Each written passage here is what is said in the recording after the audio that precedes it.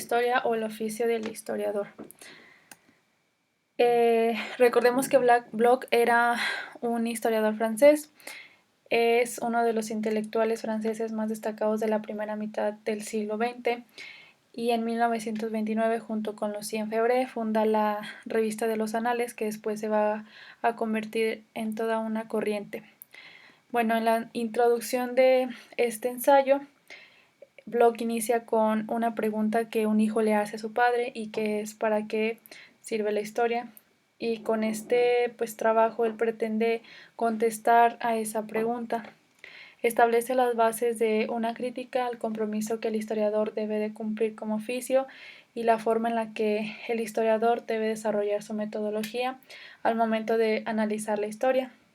Además que en la introducción plantea que la historia, cuáles son sus objetivos y a la vez expresa su inconformidad con el método positivista. Para él, la historia debe generar sus propios métodos de investigación y por eso no puede ser forzada a entrar en el esquema del método científico positivista. La historia tiene sus propios goces estéticos y eso la distingue de otras disciplinas. En esta frase que se puede ver en la pantalla, Bloch de alguna manera busca responder de forma un tanto poética pues cuál es el sentido de la historia. Conforme avancemos en la lectura nos daremos cuenta de que se repiten algunos puntos que ya se habían tocado en el antimanual del mal historiador. Bloch explora cuáles son oficios del historiador, pero él le da un enfoque más amplio y es aquí donde comienza su crítica hacia el positivismo. Dice que el trabajo del historiador es el de la interpretación de sus fuentes, la crítica de sus fuentes. Como ya hemos dicho, el positivismo presenta la historia que conviene y Bloch tratará de romper con esto. También presenta algunos factores o herramientas que se deben de tomar en cuenta al momento de realizar o al momento de dedicarse al oficio del historiador. Dice Bloch, porque la naturaleza de nuestro entendimiento lo inclina más a querer comprender que a querer saber. Comprender este concepto lo podemos tomar como una palabra clave, ya que es lo que Bloch pretende alcanzar.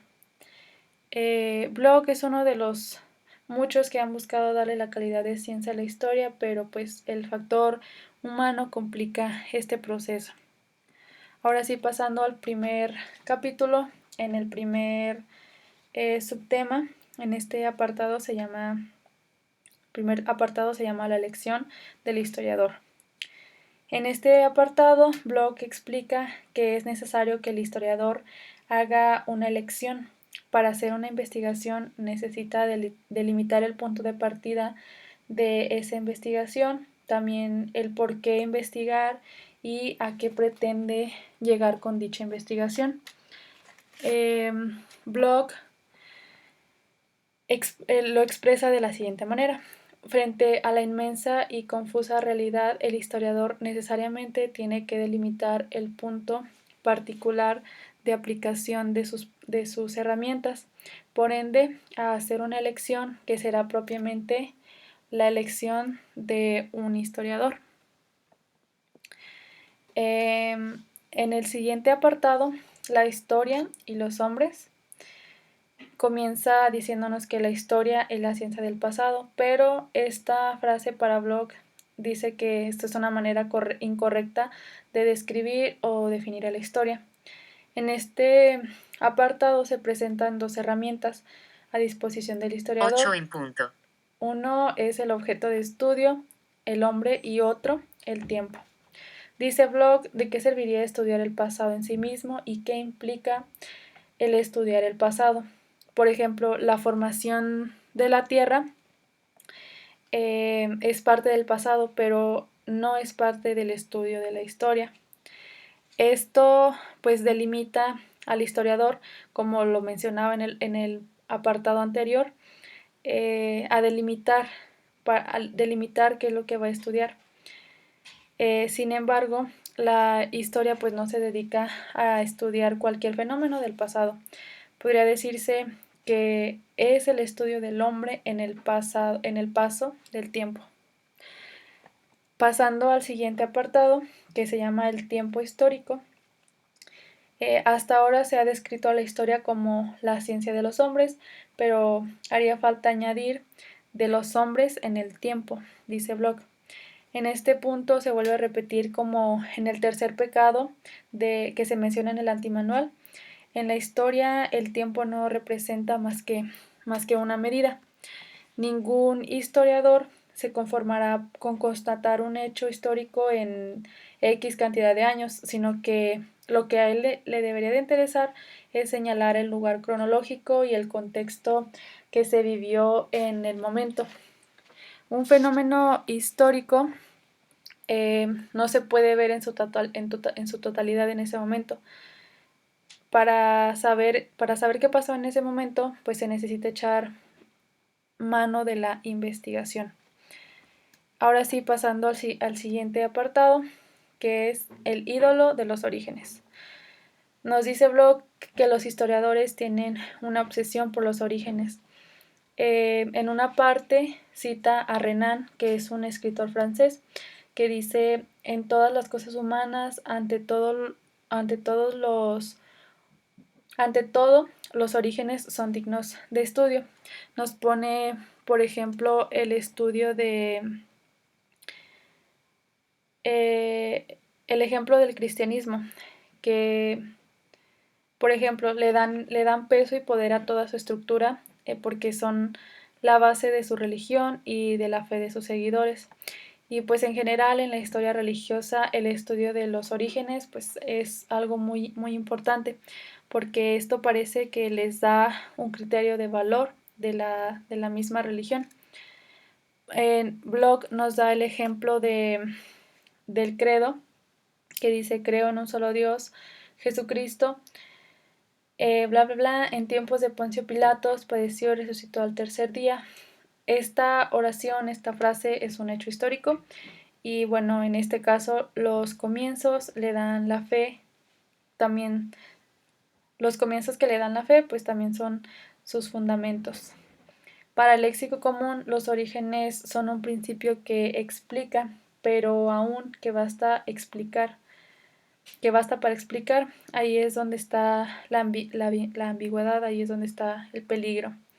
Esto lo podríamos ver, por ejemplo, en la actualidad, como muchos católicos pues no se preocupan por el origen de sus propias creencias, le dan el valor o le dan su fe simplemente por la antigüedad de su religión. En pocas palabras, un fenómeno histórico nunca se explica plenamente fuera del estudio de su momento. Debemos conocer pues todo su entorno, todo su contexto, todo su ambiente. Y esto es lo que ya les decía. Y ahora sí, en el último apartado, el número 5, pasado y presente. Bueno, antes se creía que el pasado no ayudaba a resolver el presente.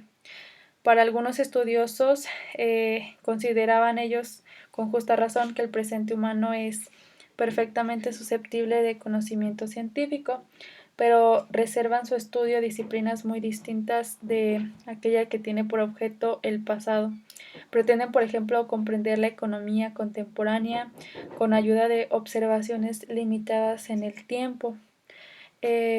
Por ejemplo, ahí Bloch nos da el ejemplo de los abuelos, que cuando los padres tienen que salir a trabajar y dejan a sus hijos al cuidado de los abuelos, pues ellos los van a educar a su manera, a sus formas, y en vez de progresar o hacer un avance de información, de conocimiento, los nietos, los hijos, van a retroceder, porque se supone que sus padres son los que traen las ideas nuevas, todo lo nuevo, y pues con sus abuelos van a retroceder en lugar de avanzar. En el intervalo de una o dos generaciones, las condiciones humanas pues sufren un cambio, no muy rápido, sino pues es un cambio total. Por eso pues el historiador que trate de comprender a los hombres de otros tiempos tendrá como tarea volver a situarlos en su medio, como ya se los mencionaba, tenía que conocer su contexto, sumergirlos en la atmósfera mental de su tiempo. Los escritos nos facilitan la comprensión, la transferencia de pensamiento, es decir, cómo se pensaba en aquella época y cómo es que eso influye en lo que nosotros pensamos hoy en día y cómo esto de alguna u otra forma influiría pues en el pasado.